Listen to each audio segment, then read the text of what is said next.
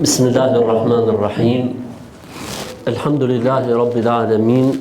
Wassalatu wassalamu ala ashrafil anbiya'i wal mursalin. Nabiyina Muhammedin wa ala alihi wa sahbihi wa sallama tasliman kathira. Amma ba'd.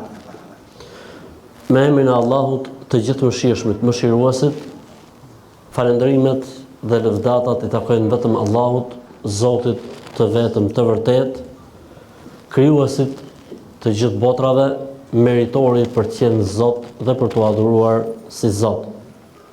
Mirësi dhe bekimet e tij dhe salavatet e tij qofshin mbi dashurin e tij dhe pejgamberin e tij, mbi më të mirin që ka ecë mbi sipërfaqen e tokës, Muhammedin sallallahu alaihi wasallam, si dhe mbi të gjithë ata besimtarë dhe ato besimtare që ndjekin dhe pasojnë rrugën e tij deri në ditën e Kiametit. Do doja ta nisja fjalën time në përshëndetjen e bukur islame, përshëndetjen e muslimanëve, përshëndetjen e banorëve të xhenetit. Assalamu alaikum wa rahmatullahi wa barakatuh.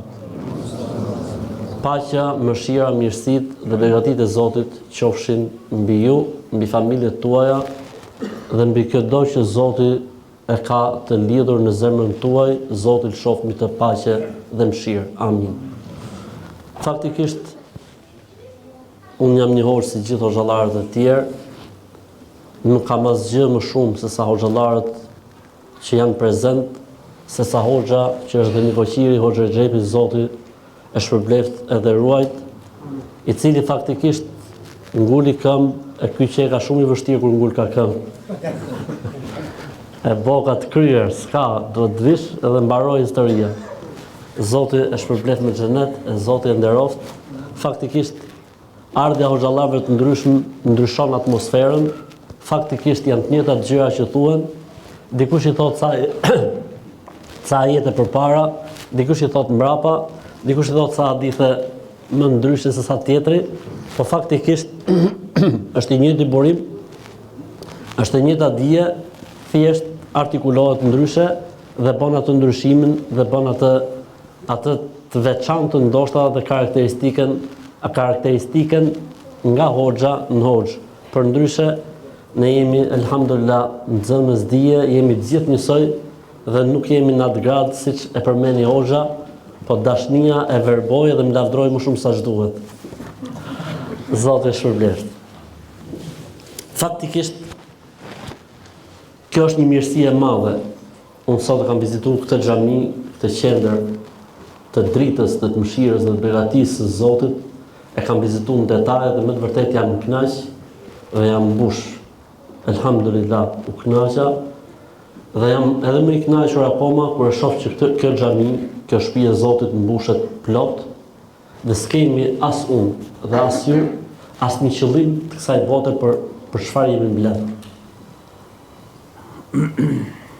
Kemi ardhur për hatër të Zotit, kemi ardhur për të përmendur Zotin, kemi ardhur për të kujtuar mirat e Zotit ndaj nesh, dhe nëse ka në këtë botë xhenet, o vëllezër dhe motra të nderuara, ky është xheneti i kësaj bote. Njerëzit ulen, përmendin Zotin, kujtojnë Zotin. Thot pejgamberi alayhi salatu wassalam, nëse kaloni pranë kopshteve të xhenetit, mos ikni pa ulur pak në këto kopshte të xhenetit. Tha pejgamberi i Zotit, e cilat janë kopshtet e xhenetit në tokë? Tha vendet ku përmendet Allahu. A e dini jo vëllezër se ne besojmë në atë që quhet bota e ghaibit, bota e të fshehtës, mbi ne ka me lajke, mbi me lajket ka me lajke, mbi me lajket ka me lajke, mbi me lajket ka me lajke, dhe i kejma në Zot. E Zoti i pyet me lajket për çfarë dhe ata njerëz ato atje poshtë. E Zoti i madh e din shumë mirë sepse jemi mbledh. Me lajket i thonë o Zot, janë mbledh atë njerëzit atje poshtë për të përmendur ty. Po Zoti i thotë, pa kanë parë mua njerëzit që më përmendin, thotë jo Zot, s'kan parë. I thotë Zoti më po sikur nuk kishin parë mua ata njerëz.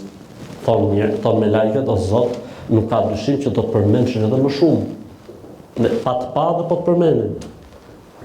Tha Zoti i madh, i thotë me lajket, çfarë duan, çfarë kërkojnë? Çfarë interesi kanë?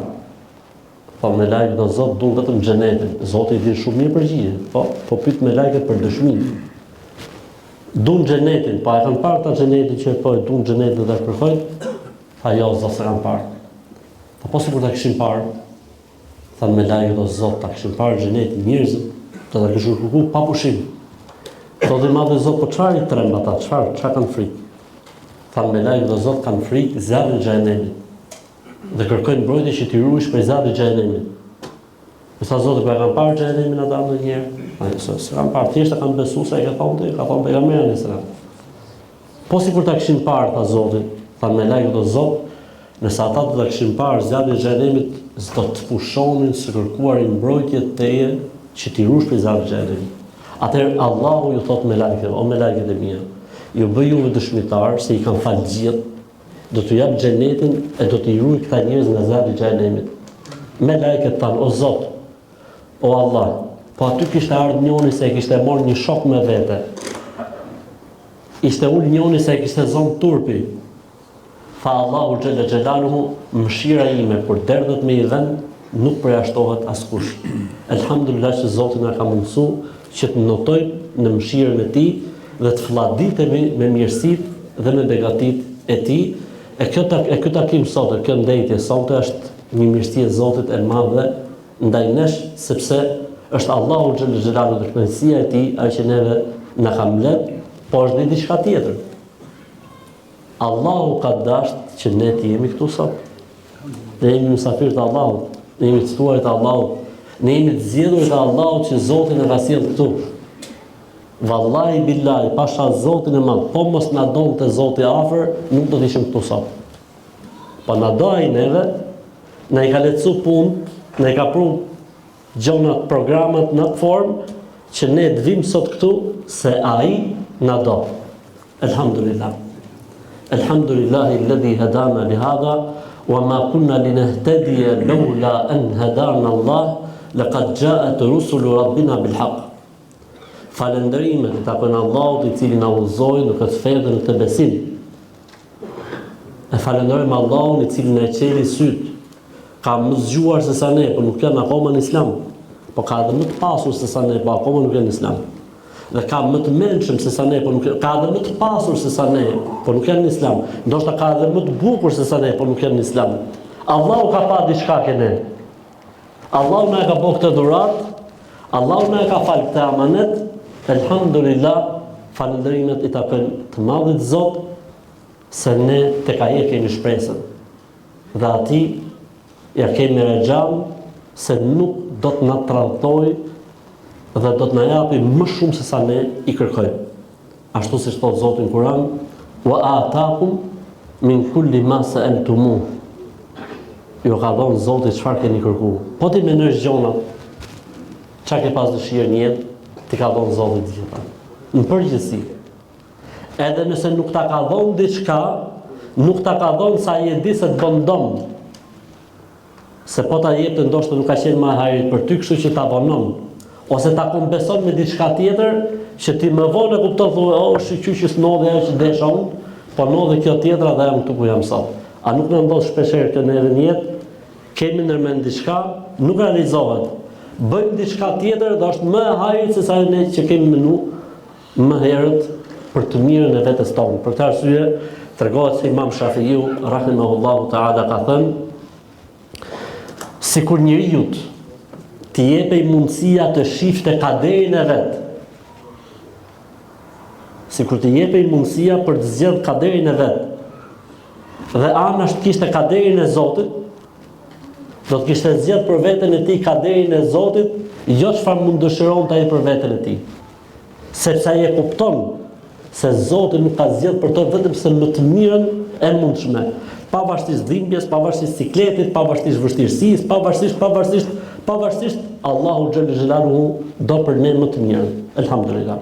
Dhe kjo që ne jemi sot këtu, që u bë sebeb hoxha dhe kryesia e kësaj xhamie, është për mirësive të Zotit, është për dashurisë e Zotit, është bekimi i Zotit ndaj nesh dhe e falenderojmë Zotin pafund që na mundson të gjërat mia të bëjmë bashkë. Elhamdulillah. Faktikisht tema për cilën do të flas sot, siç e përmendë edhe hoxha, është thelbi. Bërthama. Po që bërthama dhe thelbi në rregull dhe rrënja në rregull, rregullohen edhe të tjerat. Sikur çdo gjë të jetë në rregull, në momentin që qendra, në momentin që bërthama, në momentin që thelbi është i prish, do vi një moment që do të shkatërrohet edhe do të prishet. E kjo është, vëllezër dhe motra, familja, që Islami faktikisht i ka kushtuar rëndësi të veçantë dhe ne do të shohim sa e sa ajete kuranore, sa e sa hadithe të pejgamberit alayhis salam rrahin në këtë temë, orientojnë në këtë temë dhe këshillojnë dhe zgjidhin problematikat që rrahin pikërisht në këtë temë. Kur themi familja, termi familje nuk kupton familjen e madhe të njerëzimit, që ne jemi të obliguar që të bëjmë sa më shumë mirë, sepse njerëzit janë familja e Zotit në tokë, nuk thonë Zot.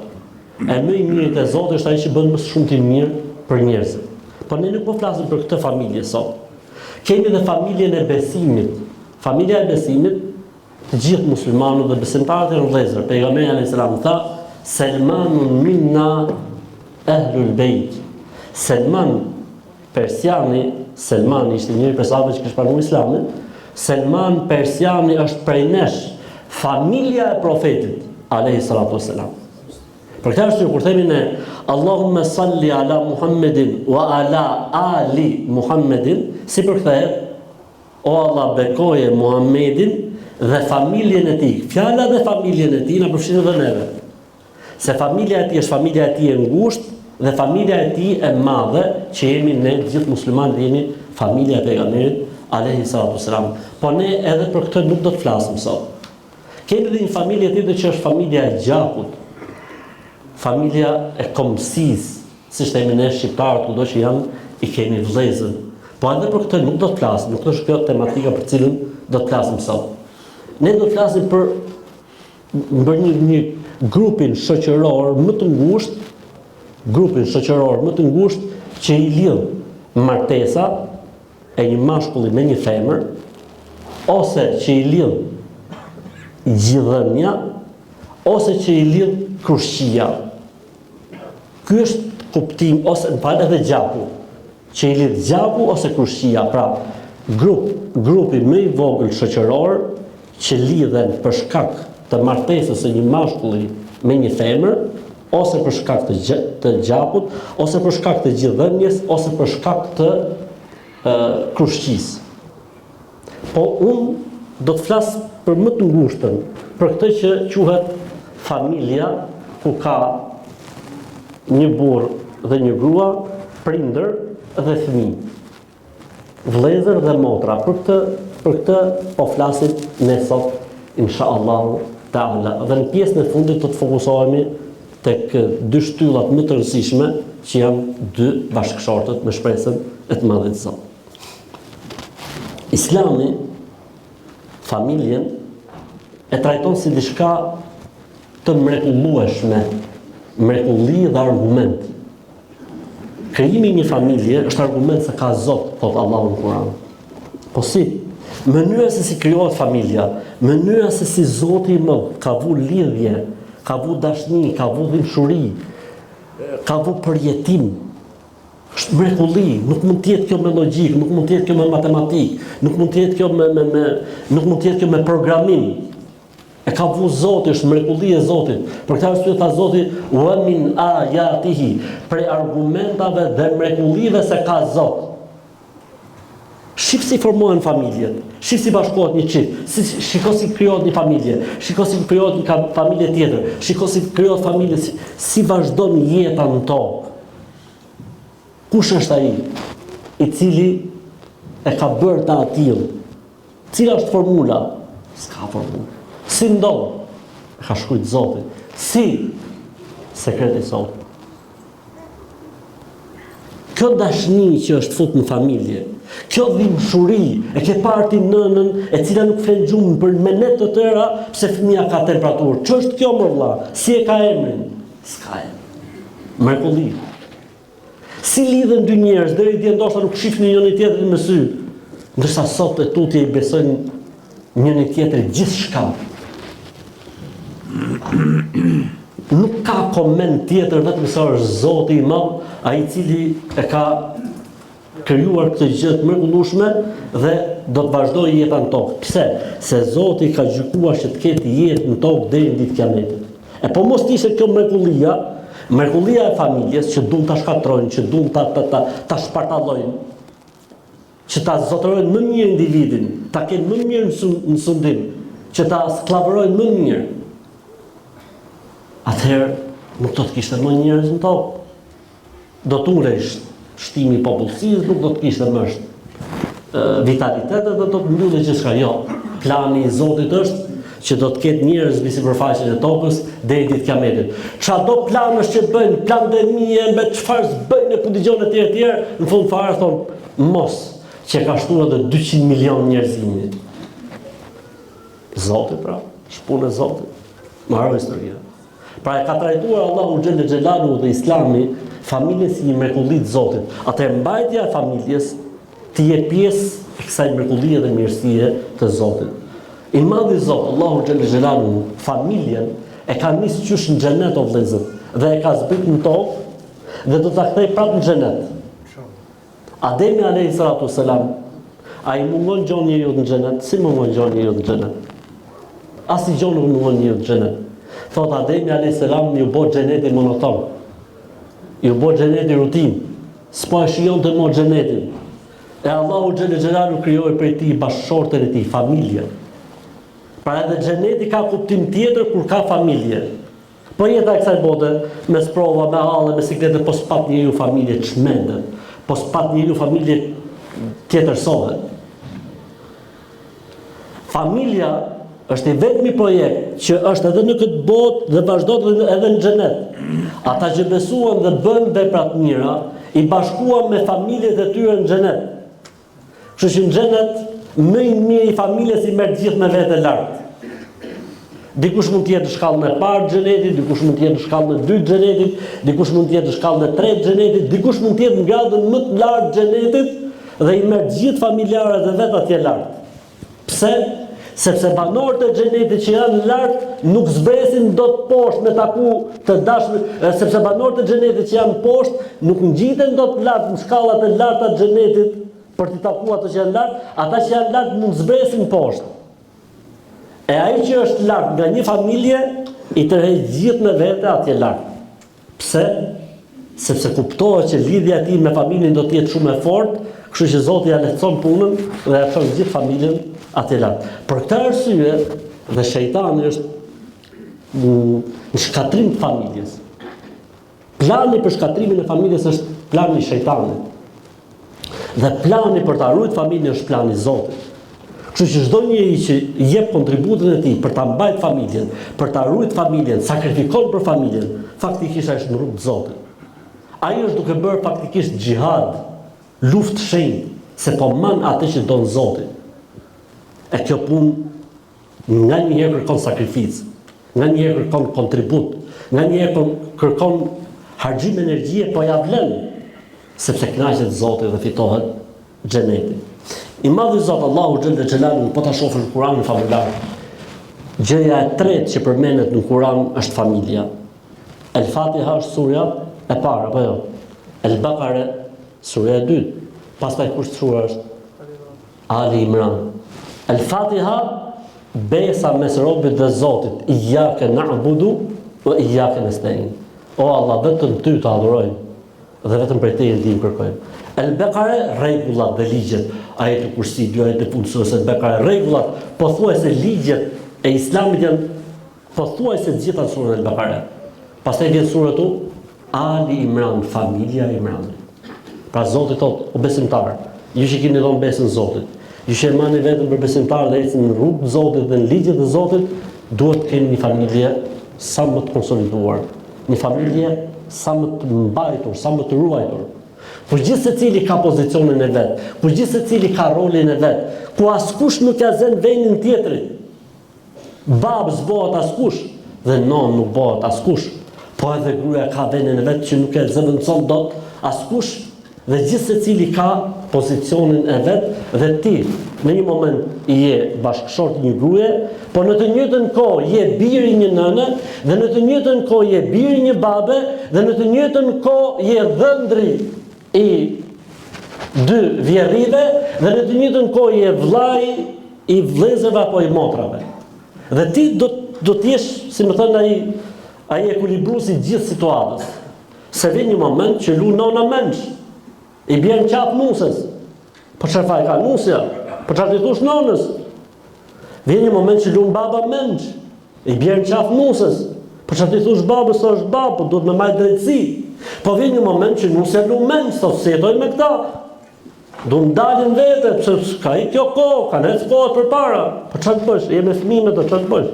Andaj njeriu më kur, kështu që njeriu besimtari është në një, le të themi, në një situatë që në familjen e tij i jep gjithë secilit pozicionin e vet, i jep gjithë secilit hakun e vet, pa prish situatat, po edhe duke ruajtur ekuilibrat. Për këtë arsye dhe shpërblimi është shumë i madh. Se Zoti i madh nuk e ka quajtur këtë që unë po them xhihad si lufta, vetëm se ka siklete brenda, ka strese brenda. Se po t'ishte puna kaq e kollajshme, atëherë do t'ishin gjithë fitimtarë, po jo të gjithë dalin fitimtarë. I ke parë ti njerëzit si shkatrojnë gjërat? O kalon me krah këtej, o kalon me krah këtej, o bëhet me krah këtej dhe nuk do i ruajnë ekuilibrat. Sa herë na ka ndodhur neve që kur lexojmë pyetje përgjigjet, i themi fajin këtu e ka burri, se ka as nona as nusja. Po ka fajin burri duhet të dalë çuni me fjalë. Dhondri, ky duhet të dalë situatës. Mballë dhe thotë, gjo, veni jot marron këtu, kufini jot marron këtu. Jo, po ne kemi traditë se flet baba, do t'i japi baba leje nuses, kur dali. Ka i ajo kohë tani, jemi në kohë tjetër shoku. Jo, po do t'i mbash leje mamit, nonës, çat thot no, po vlla, bota ka shumë përpara. Gruaja me leje ke burri, jo ke nona burri. Jo, po ne kështu e kemi pas Zoti shpërblet. Po, kohët nuk janë më njësoj. I madhi Zot Allahu xhallal xhelaluhu na ka dërguar se xheneti për cilin ne e kërkojmë, xheneti i cilin ne e duam, faktikisht është i gjithë në familje. Si në familje. Ai tha, xheneti ka 8 dyert, apo jo? Tha dera e mesit e xhenetit e ka emrin prindërit.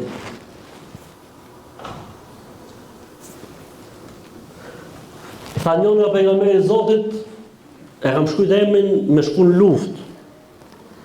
Po nonën e kom lënë duke qaf. I tha pejgamberi sa më shkoj rri nonës shërbej ke komët, sa atje ke xhenetin. Ti rri ke nona, në rregull. Xheneti ku ke nona. Pejgamberi alayhis salam kur foli për burrin dhe për gruan, çfarë i tha grave? Dhe i bindet burrit të vetë ka të sigurt 8 dyert e xhenetit i hapen gruas. Prap xhenetin familje. Pastaj tha ai njeri tha që rrit 3, 2, tha i sa bio dhe 1, po ta kishin pyet, ka pasur thonë po, goca dhe i edukon. Derisa ti martoi, Allahu ja ka siguruar xhenetin dhe të ta ruaj zjarrin e xhenetit. Prap xheneti doli. Ai tha që ka 3 motra ose 2 motra, tha i sa bio po të kishin thonë po 1, edhe 1 ka pasur na thonë, tha po kujdeset për motra, derisa ti martoi, me besim dhe me edukat e ka siguruar prap xheneti doli në lojë prap, pa ku xheneti i gjithë në familje.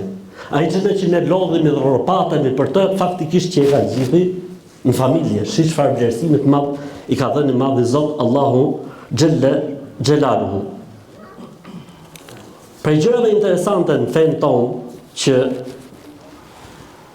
tregon se çfarë vendi ka, thot e ka bërë Allahu xhella xhelaluhu familjen vendin ku bien gjunahet dhe mëkatet e njeriut. Si?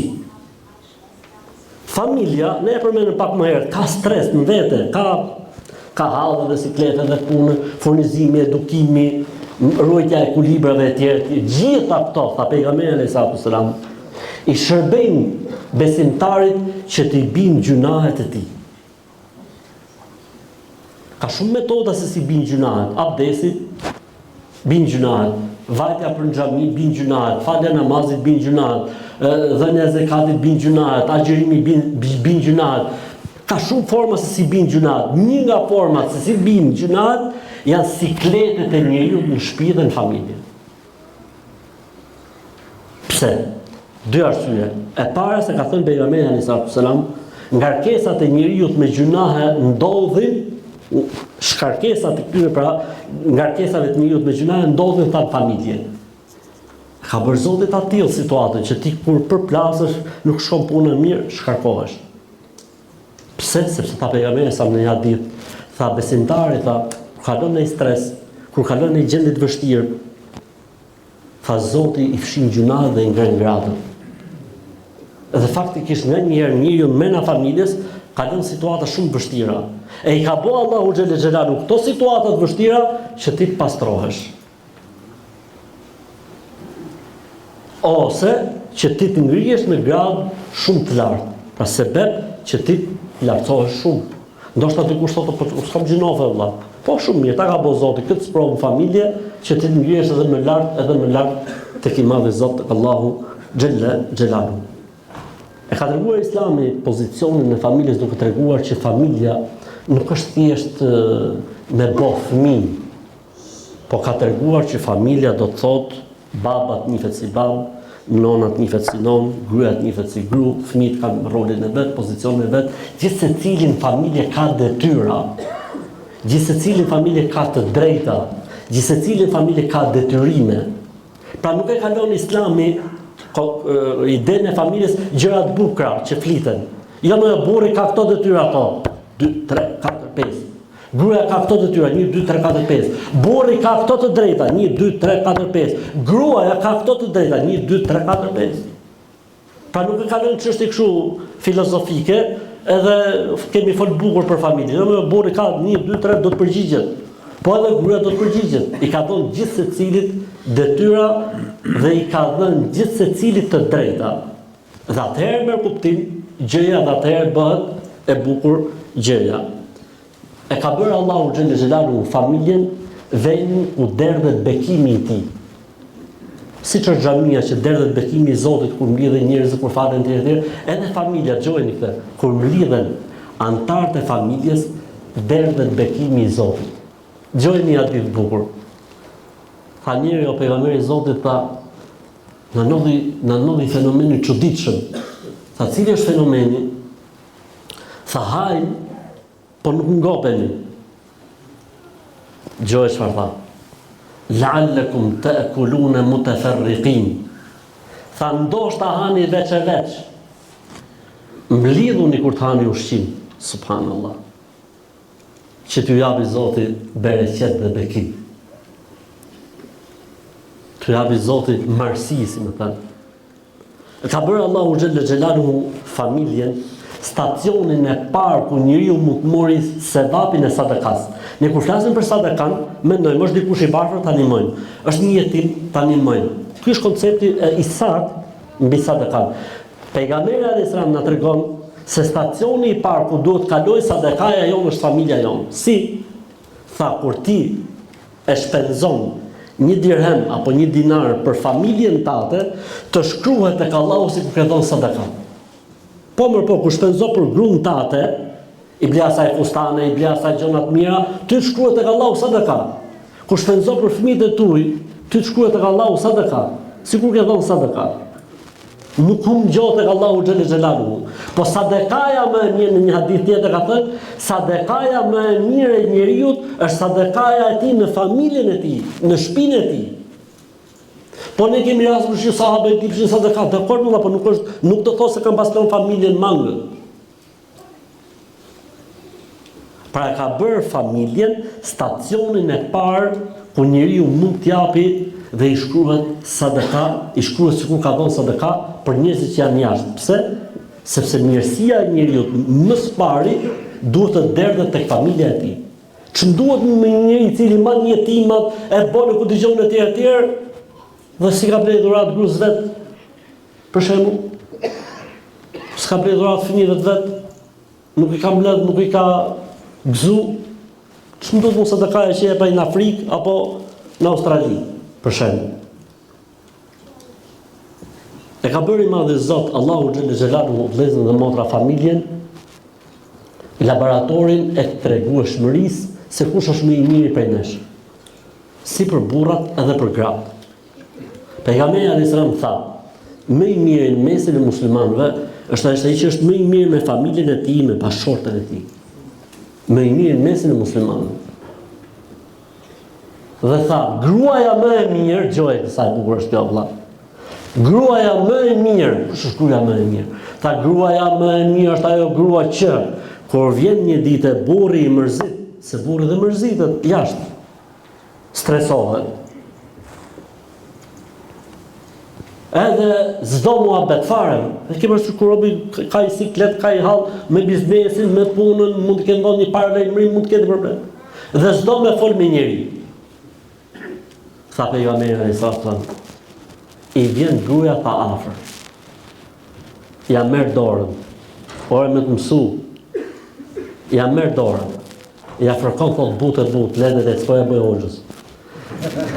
Ja merr dorën, ja fërkon leta, butë. E ky që është i mërzit dhe e tërheq, ajo ja merr prap, ja fërkon. Ky që e tërheq, ka hall tjetër si kletit, ja merr prap. Deri sa ti thot, pasha Zotin, unë nuk do të lumturohem, deri sa të shoh ty duke buzëqesh o burrin. Tha, kjo është gruaja më e mirë.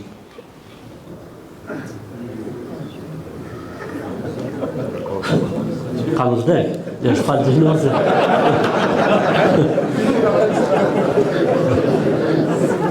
Ta pejgamberi alayhis salam, të alecojmë qik motra dhe situatën. Ta pejgamberi alayhis salam, ajo grua që i falet Zotit 5 herë në ditë. Agjeron Ramazanin,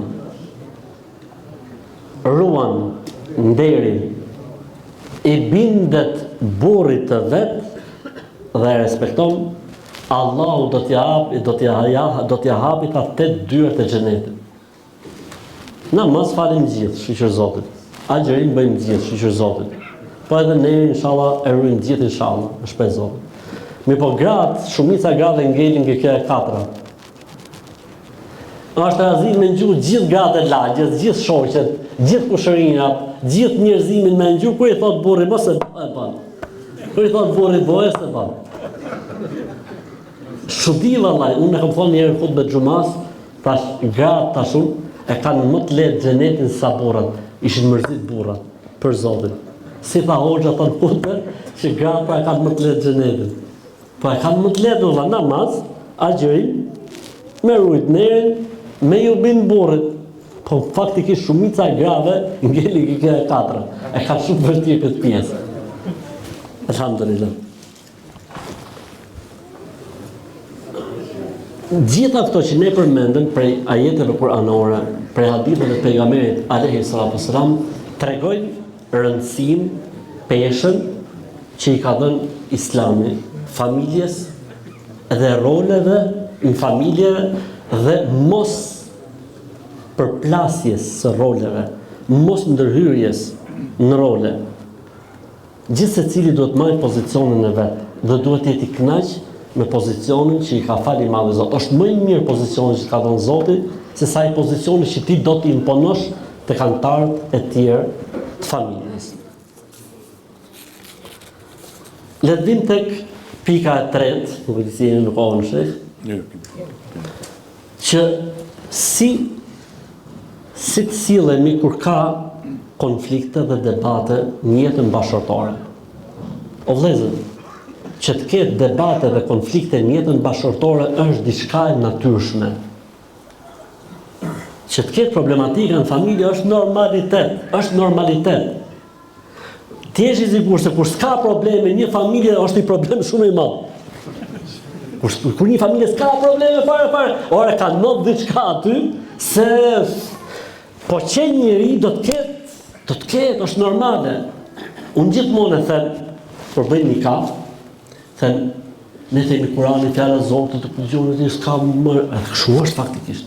Po ta shohësh Kur'anin, kemi 3 raste që Zoti përmend debatin e pejgamberit, zënkën, në fojza, e pejgamberit alayhis salam me kë, me nënat e besimtarëve, më i miri i Zotit, me nënat tona, nënat e besimtarëve.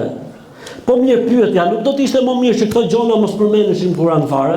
Dikush mund thotë vallai më mirë mos përmendeshin. Jo, i ka përmend Zoti me na tregu neve që të ketë debat në familje, të ketë zën ka familje është normale. Puna është se si ne reagojmë mbas asaj, se si zgjidhim problemet, por që do të ketë probleme, do të ketë probleme. Ato ishin në xhenet, e bën problem, hongrin pemën. A çau mungoj të në xhenet aty, ne?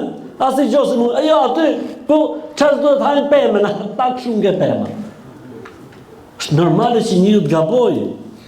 Se po mos kishin hongër pemën ato sot, nuk do të mishin ne në Stuttgart, Gjermani sonte. Dhe ishin vetëm ato dy në xhenet, hapi boj qef vetëm 2 persona atje. Kurse kështu kanë për të futur në xhenet, sa kanë për të futur? Me miliona e me miliarda njerëz, alhamdulillah. Kështu që është normale që të ketë problematikë. Është normale fare. Puna është se si të zgjidhim, si mos të japim rëndësinë më të madhe se sa duhet, si mos të zhvlerësojmë gjërat që janë me vlerë dhe si mos të japim vlerë gjërave pa vlerë, si mos të zmadhojmë gjërat e vogla dhe si mos të zvoglojmë gjërat që janë shumë të mëdha. Kjo është ideja. Po që do të ketë debate, do të ketë, është normale. Për këtë është tha pejgamberi sallallahu alajhi wasallam, duke treguar burrin më të mirë prap dhe gruan më të mirë.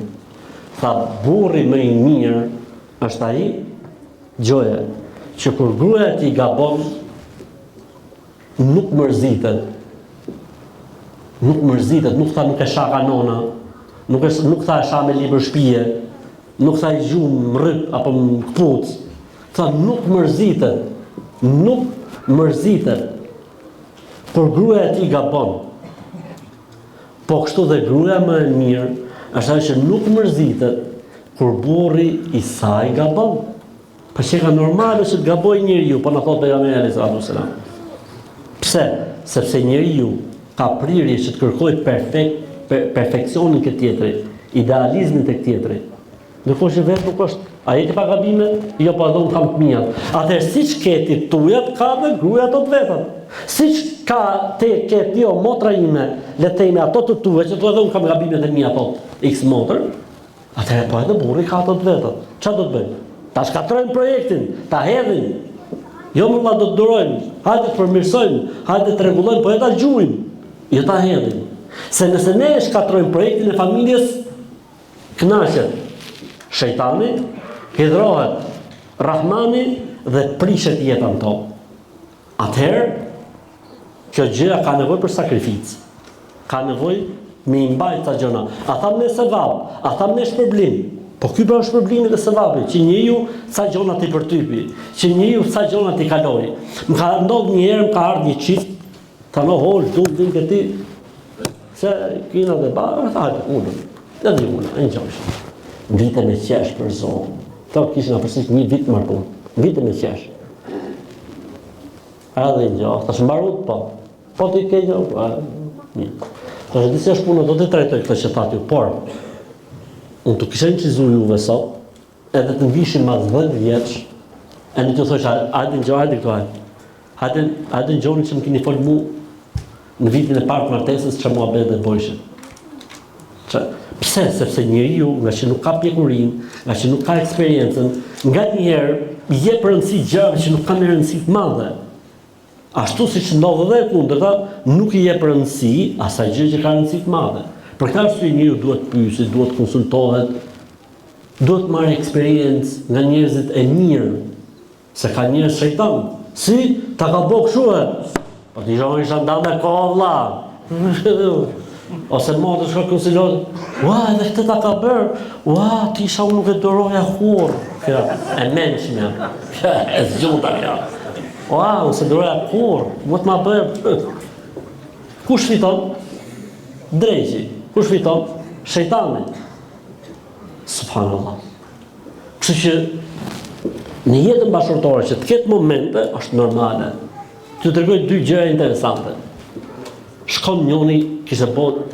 Të tregoj historinë e Omerit një herë. Vjen një ditë Omeri në shtëpi. Omer me Khattabi, e parasysh. Edhe po i fliste gruas, ai s'pa kthehte hiç. Ke parasysh mos ta kthesh Omerin, ke parasysh? Mos ta kthesh Omerin edhe Allahu. I fliste ky hiç. Kollë ta me. O i filani, tha. I tha, ja, gjoje. Pse tha, mos të duket vetja më e mirë ta se Rasulullah ty, tha. Se pejgamberi në sëram, tan, e gjujzoj me, rallë. Tha me, po pse? Më ka thonë Hafsa ishte goca kujt. E Omeri, nuk se e kujt, e pejgamberi, na nov, tregon kjo tani çfarë notën shtit pejgamberi do vëllezër. Na nov që ndoshta i dite nuk i flasin me gojë pejgamberit alayhis salam primet mërzitme. Subhanallah, la ilaha illallah. I Omeri, paroj puna me. Vjen një ditë i burr tek Omer ibn Khattabi. Kishte po lavën e ky shkel, këtë pysta do të pyes Omeri sa ai të jep zgjidhje. Edhe aq shumë ishte mërzit i shkreti, sa që e kishte kalu atë, si më thon, gardhin e shtëpisë Omerit, kishte shku deri ke dera Omerit radhiyallahu ta'ala anhu. Kur shkon te kjo dera në xhanxhuar atë me debat. Hajde, ta vimë herë me zgjidh problem, ky që e kanë hall për vete. Edhe çfarë boni më u kthy mrapsh. Kur boni më u kthy mrapsh Omeri pa hije, edhe doli jashtë. O filani tha, jo s'ka gjë. Hajde më këtu tha. Çfarë po përgjoj se tha? Jo, prisin besimtar dhe s'po përgjoj. Po shpatë tha.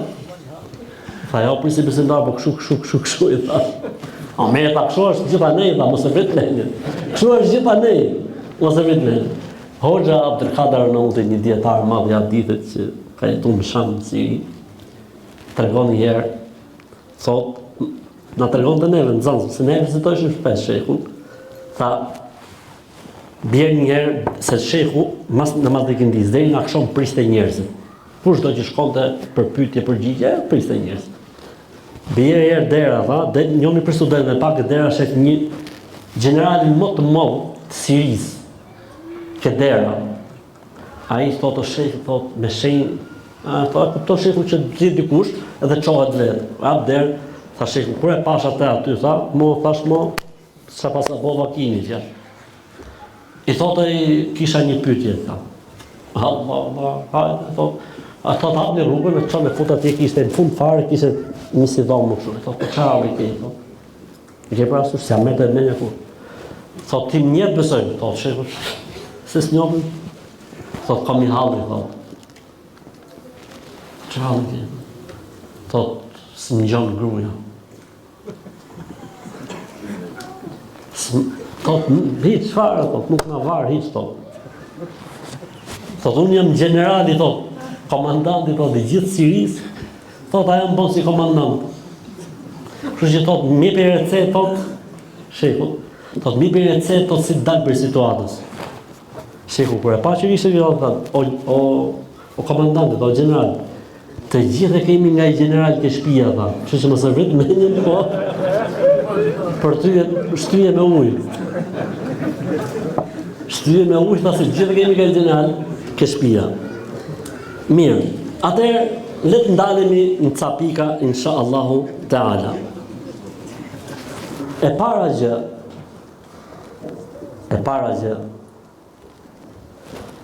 ne duhet kuptojmë se Zoti na ka push me njëri tjetrin se kemi hapësirë plotësuese, kemi nevojë me u plotësu.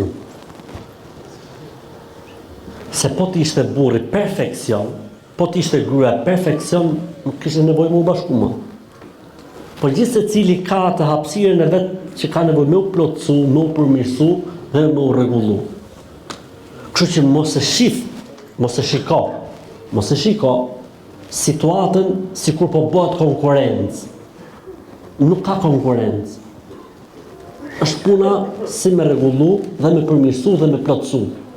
As ti nuk e konkuron bashkëshortën tënde në feminitetin e saj, në dashurinë që buron prej asaj, në emocionin e saj, dhe ajo nuk mund ta konkurrojë burrin në le të themi përgjegjësitë që ai mban mbi supe, mbi le të themi logjikën dhe arsyen e mprejtë që ka etj. Janë gjithë secili në pozicionin e tij. Nuk është punë konkurrence.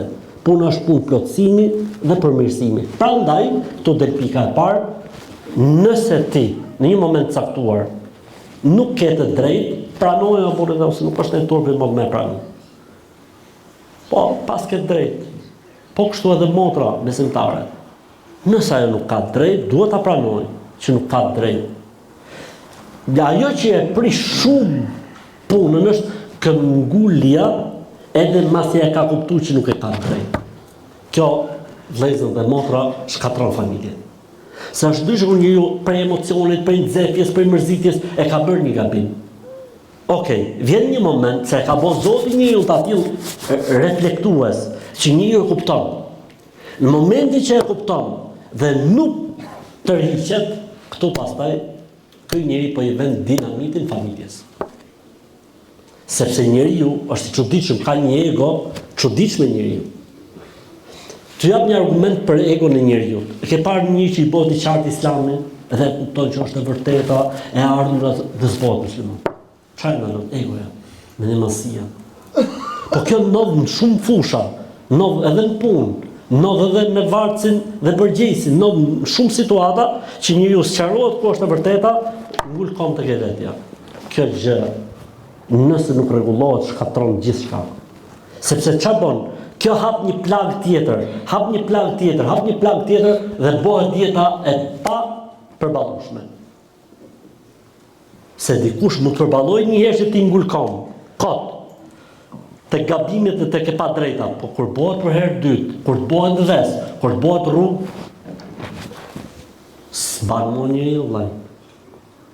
Për këtë arsye, në momentin që kupton se ke gabu, tërhiqu. Dhe më e bukur është ta pranosh. Kjo është më e bukur. Po, më Allah pas më gabu. Kushdo qoftë gabimtari. Pse? Se çdo njeri në zemrën e tij e ka një melek. E ai meleku, edhe pse fiton ti në debat, edhe pse tu kom drejtë godit të tavolinën, pa ai meleku nuk të lën rahat ai. Ai s'lën rahat, ja futet ka të shoku. O shoku ke fol kot, jenë gabim. Folaj për mrena. E ke gabim. Flej gjumë dhe, a i thot derisa të dhe gjumë, ke po gabim. Nëse ti vazhdon pastaj prap, atëherë ky është problemi jot shumë i madh. 2. I madhi Zotë Allahu xhalla xhelalu më tha: "Wala tatamannu ma faddala Allahu bihi ba'dakum ala ba'd." Lirrijali nasibun mimma kasabu walin-nisa'i nasibun mimma kasabun. Çdo njeriu Zoti i ka çdo antar i familjes Zoti i ka dhënë një pozicion. Mos te i kalo kufit e tu. Pra, burri, thot Zoti në Kur'an, është shtylla e shtëpisë, përgjegjësi i familjes. Nesër pas nesër, nëse fëmia jot apo fëmia i bën diçka, si thuhet në popull, djali i kujt? Djali filan, biri filan, apo nuk është kështu, me drejt. Atëherë përgjegjësia kryesore bie mbi burrin familje. Për këtë arsye nuk ka thënë kot ai që burrit ne ju binden me respekt, sepse barra, pesha më e madhe bie mbi burrin. Po ne nuk themi kur burri lumenç, kur burri ja fut kot, po themi në përgjithësi, kur gjëra për shembull pa qarta etj, vullën, kush ja vën muhabetin, ja vën vullën burrit. Pse? Sepse Zoti e ka bërë ta tillë pozicionin e burrit dhe Zoti më ka bërë ta tillë pozicionin e gruas. Pse? Sepse ai është krijuesi dhe ai e din shumë mirë se kush është për këtë punë dhe kush është për këtë punë. Jo thos se ka barazi, po si mund ta pasë barazi? Ka drejtësi, nuk ka barazi. وَلَهُنَّ مِثْلُ الَّذِي عَلَيْهِنَّ بِالْمَعْرُوفِ وَلِلرِّجَالِ عَلَيْهِنَّ دَرَجَةٌ. Me të vërtetë janë barabartë para Zotit të dy, burri me gruan, po burri ka një shkallë më të lartë përgjegjësie dhe amaneti. Normalisht vëllai. E gjithë secili duhet të respektojë rolin dhe pozicionin. Por ka gjëra që nuk i bëjnë ne dot kurrë ne burrat, kurrë. Nuk mund të bëjmë ne dot ca gjëra që i bëjnë gratë tona. Nuk i bëjmë kurrë valla, sado që të mundohemi. Po edhe sa gjëra të tjera shumë që gratë tona nuk i bëjnë dot, po i bëjnë vetëm ne. Se kështu e ka nda Zoti këtë punë. E ka nda Zoti me drejtësi, jo me barazi. I ka dhënë gjithë secilit pozicionin e vet. I ka dhënë burrit sa ba burri dhe i ka dhënë gruas sa ba gruaja. Tjetra. Kur flasim ne për durimin, ka thënë Zoti, Innema yuwaffa as-sabiruna ajrahum bighayri hisab. Allahu durimtarët do t'i shpërblej pa hesab. Po kjo nuk është vetëm fjala për durim kur shajoni ke rruga. Ajo është okay. Po kjo bën fjalë edhe për durimin në familje, kur ta thot baba i llaf. Duroja po. Nuk e kap më vlla, nuk e kap. Allahu ta shpërblet, pa Zotit në rrugë. Nona, kur gruaja fut kot në herë, Allahu ta shpërblet. Hajde inshallah, e shohim. Mos rritu e sqaru muhabetin, tu e stërhollu muhabetin, Allah, hajde inshallah, bëj sabër. Ka thënë Zoti në Kur'an, sabur ka thënë i madh Zot. Allahu xhelle xhelalu në Kur'an fasbir, fa ma sabruka illa billah. Duro për hatër të Zotit. Duro për hatër të Zotit. Janë ca situata që burri duhet duroj, po edhe gruaja, janë disa situata që duhet duroj për hatër të Zotit. Po ja tha vjera i llafë, po pastaj se ja tha i llafë burr, se nuk u bë çameti më burri dhe pse ja tha vlla vjera i llafë, u po nëmi të dalin vete. Po pse se më tha kështu? Pa hajër më inshallah. Ky burri që fle për not me të, nga kjo vjera shëmtull ka ardhur. Nga kjo plaka zevzeke ka ardhur. Po çfarë po thon? Ta tha vjera i llafë, po duro më ja.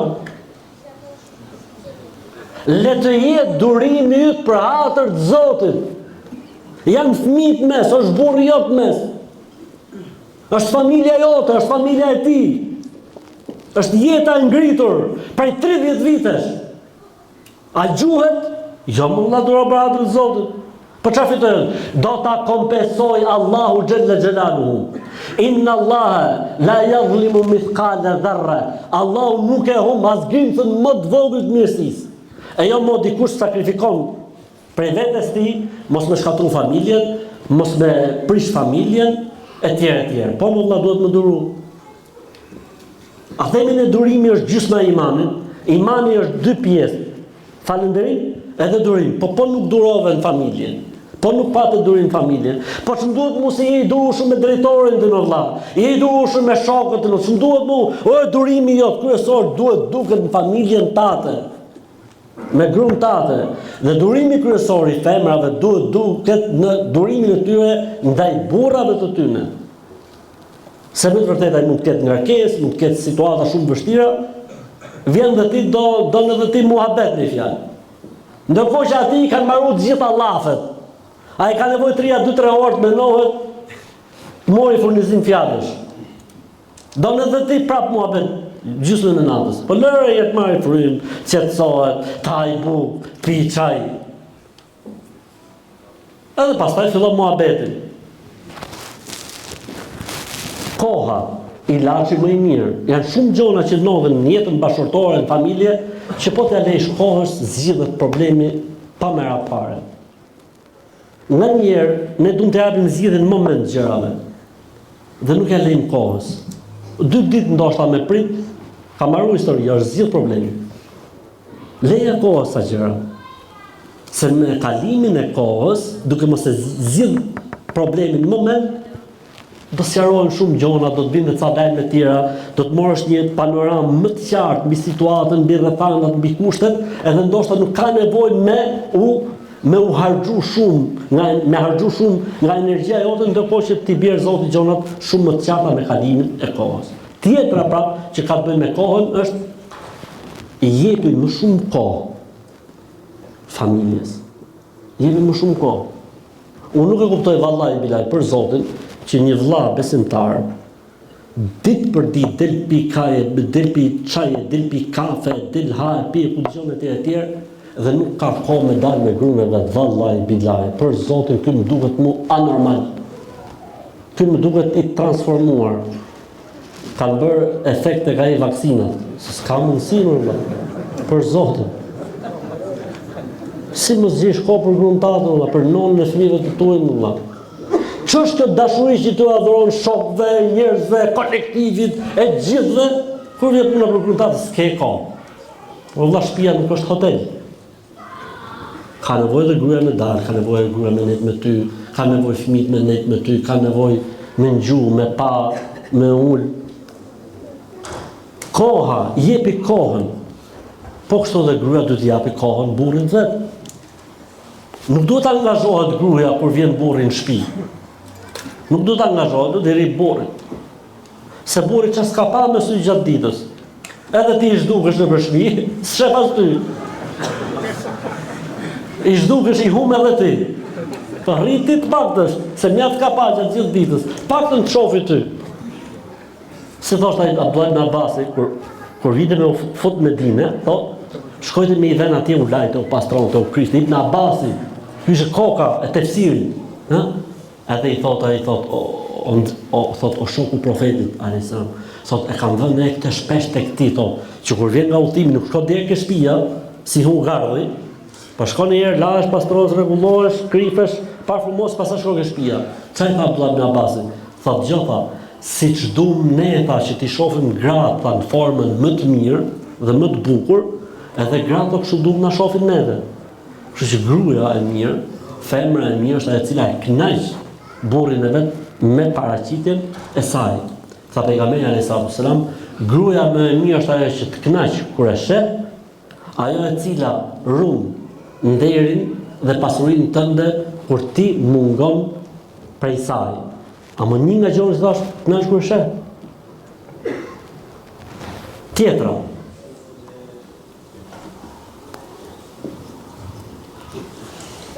Situata në jetën bashkëshortore mund të ketë një zgjidhje shumë të thjeshtë nëse njeriu e mendon dhe e konsulton me njerëzit e duhur.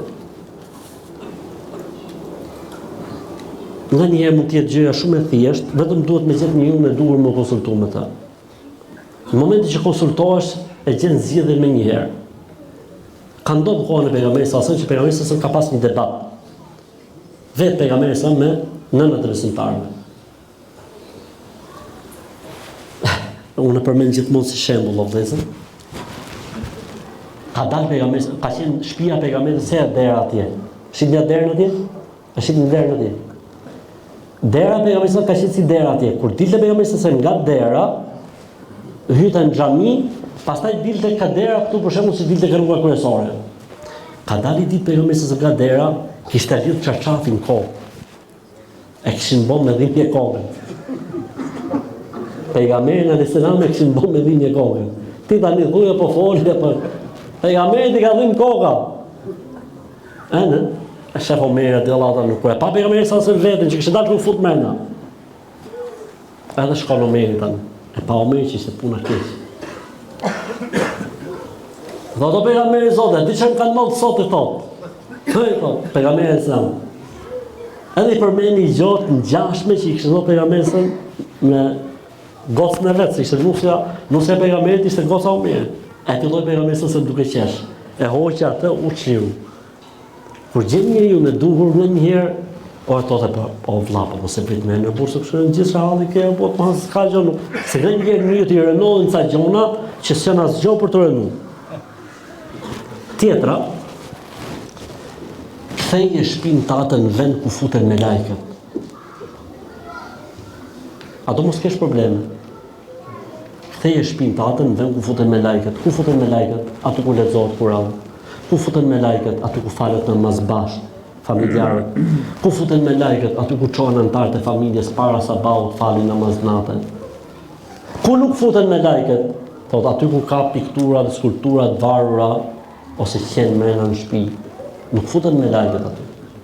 Ku nuk futen me lajket? Kur ti futesh në shtëpi, pa bismillah, pa selam aleikum, pa asgjë. Shejton që kanë qenë me ty gjatë gjithë ditës, derdhen. Shkon me ongër bukë dhe as bismillah asgjë, si lopa. Edhe ato me ty. E në bëhen shejton me diabet. Pse? I kanë myt me ushqim. Pa ktheje shpinën në vend ku futen me lajket, ku adhurohet Zoti, edhe nuk futen shejtanët edhe drejtnit, duke përmend Zotin, duke qenë i kujdesshëm e kështu me radhë.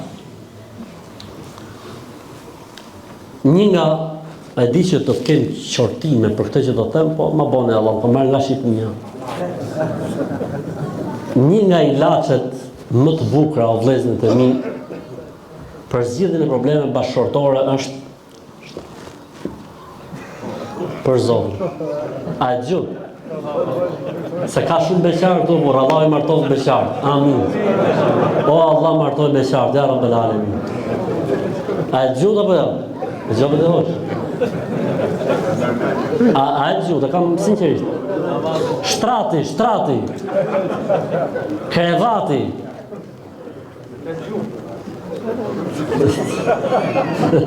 Ja me fletë gjuhë, pa me bo punë. Pasha Allahun që nuk ka zot tjetër përveç ti, nuk ka zgjidhës më të mirë problemesh në jetën bashkëtorë se sa shtrati. Valla, ja rrët gjitha zënkat, gjitha hallet, gjitha problemet, harrojnë gjitha, filloj jeta nga e para. Na bone Allah, la?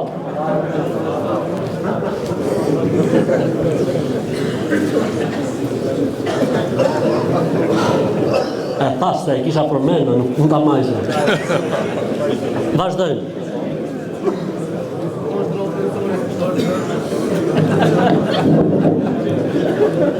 Mirë.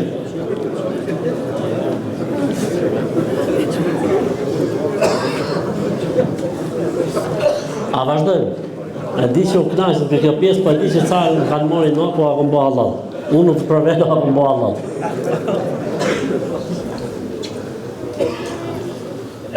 Prej gjërave që ndikojnë shumë në zgjidhjen e problematikave që ndodhin në jetën bashkëtorë, janë normale, është fakti që njeriu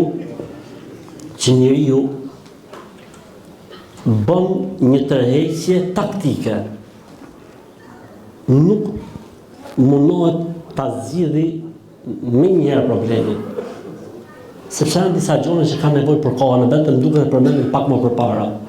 Kanë nevojë gjërat për kohën e vet. Leje pak tërheqje, edhe do të zgjidhet inshallah taala me kalimin e kohës dhe me sa më e mend tani po më duket sikur e përsëritem edhe një herë. Tjetër. Në jetën bashkëtorë, një problem shumë të madh, vëllezër dhe motra e shkaktojnë gjinofet tona. Vallahi billahi, për Zot. Gjoja, ka thonë njëri prej të parëve tanë, për sahabëve ose për tabinëve. Gjoja, parë Zotin dhe fiksoje këtë. Unë, thot ai, se kanë qenë të pastër edhe e kuptojshim ku gabojnë. Kurse ne jena bo dhumë, krejtë nëse dim ku e kejna, e kejnë për këtu apo atje. Që thot ai? Unë, thoshte, e kuptoj efektin e gjynofit tim tek sjellja e gruas time. Faktikisht nuk ka asgjë mes meje dhe asaj, po janë gjynofet e mia dhe Zoti ku ta jep? Ta jep ke gruaja, ta jep ke fëmia, ta jep se Zoti do më të pastru. Për këtë arsye, sa më larg gjynofeve, aq më pak probleme kanë familjen. Sa më pak gjynofe. T'ju jap një argument tjetër. Tha pejgamberi alayhis salam, 2 njerëz duhen për hatër të Zotit. Ftofen. Tha ftofja mes tyre ka nom se njëri prej tyre ka bërë gjinof. Shok me shok, jo burrë gru. Shok me vëlla, janë dashuri të Zotit, pas ndonjë interesi. Ftofen. Tha njëri prej tyre ka bërë gjinof, edhe Zoti ta u alargoi dashninë mes njëri tjetrit. U aftofi lidhjen që patën. Prandaj ne jemi kujdesshëm. Tjetër, mos të harrojmë se shejtani sfidën e tij kryesore ka shkatrimin e familjes. Mos ja bëj çfarë shejtani. A e dini historinë e hadithit që tha pejgamberi sallallahu alajhi wasallam, çdo ditë shejtani i fton gjithë shejtanët e botës. Çfarë ke boti? Thot filoni për me piura ki, mirë po s'ke bën gjë modë. Po ti e futa filonin mbi xhoz, mirë po s'ke bën gjë modë. Po ti në zina, mirë po s'ke bën gjë modë. Po ti filoni tha vodhi, mirë po s'ke bën gjë modë. Po ti tha njëri prej tyre. Tha unë tha ju vuna filanit dhe filanës burrë gru, derisa i ndava. Tha shejtani, ky iblisi, hajde këtu. Ti po, ky tha ka bo punë. E mori, e uli tek froni i tij dhe i puni kurorën në kokë për ta leru para të gjithëve, shkatroi familjen. Ne mos harrojmë se shumë herë pasha Zotin e mod shejtoni e nxit punët kot, ndërkohë që po ta analizosh s'është asnjë gjë. Vallahi, bile nuk është asgjë. Për Zotin e madh. Kur analizon, a ja vledi më u shkatru familja për këtë gjë nuk ja vledi. Po si ka mundësi shkojnë në urrëtie na është mollë që vetëm darje s'ka zgjedhje tjetër shejtani më huar. Ai ne këtë nuk do ta harrojmë kurrë.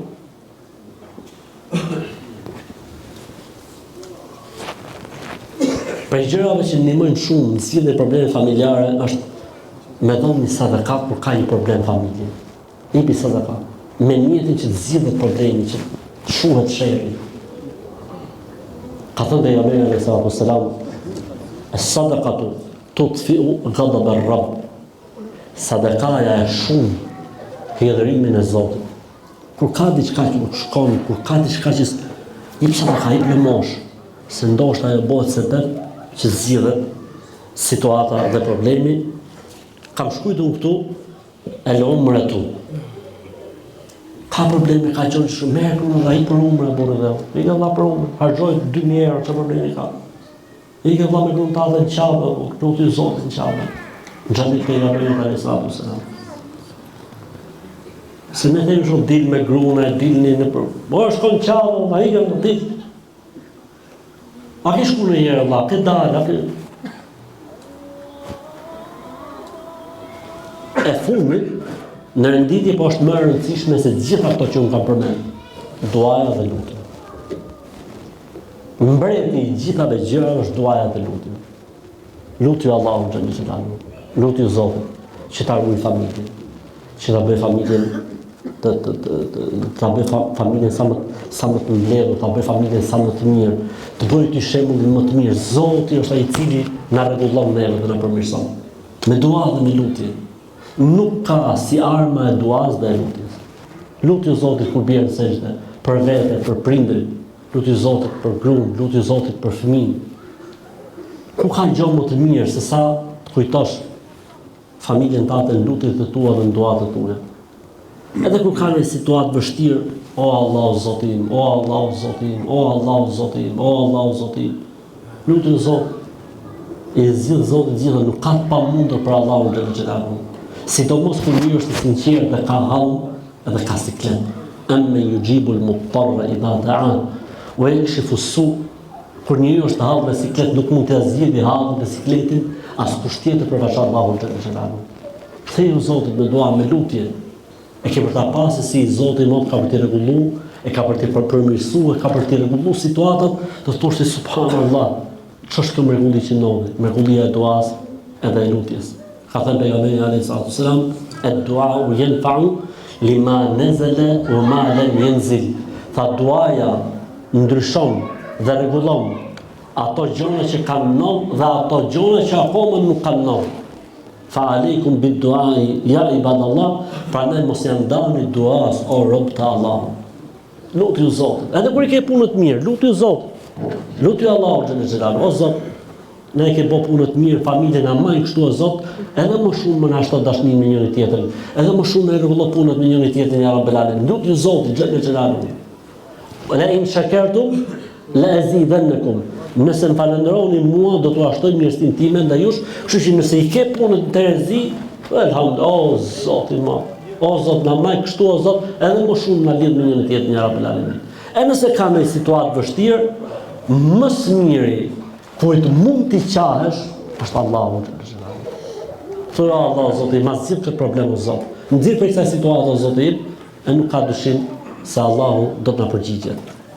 Lut Zotin e madh na përmirësoj neve në radhë parë, e të përmirësoj familjet tona.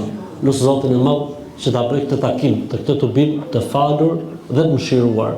اللهم اجعل جمعنا هذا جمعا مرحوما وتفرقنا بعده معصوما اللهم لا تجعل فينا ولا معنا شقيا ولا محروما. O Allah, o Zot, bëj këtë tubim njerëzish të falur dhe të mëshiruar. O Allah, o Zot i gjithësisë, mos lër në mesin tonë njëri pa e falë dhe pa e mëshiruar, ya Rabbel Alamin. Allahumma a'izz al-islam wal muslimin. O Allah, o Zot, lartësoje Islamin dhe muslimanët. O Allah, o Zot, na udhëzo neve, na udhëzo familjet tona, na udhëzo fëmijët tonë. O Allah, o Zot i gjithësisë, na mëshiro prindërit tanë. Nëse dikush prej tyre ka ndruar jetë, jepi xhenetin. E kush është gjallë prej tyre, o Zot, jepi ymër edhe jetë. O Allah, o Zot i gjithësisë, na mëshiro sa jemi mbi tokë. O Allah, Zoti i gjithësisë, na mëshiro kur të jemi mbrenda në tokë. O Allah, Zoti i gjithësisë, na mëshiro kur dalim prej tokë para teje ya Rabbel Alamin. Subhana rabbika rabbil izzati amma yasifun wa salamun alal mursalin walhamdulillahi rabbil alamin.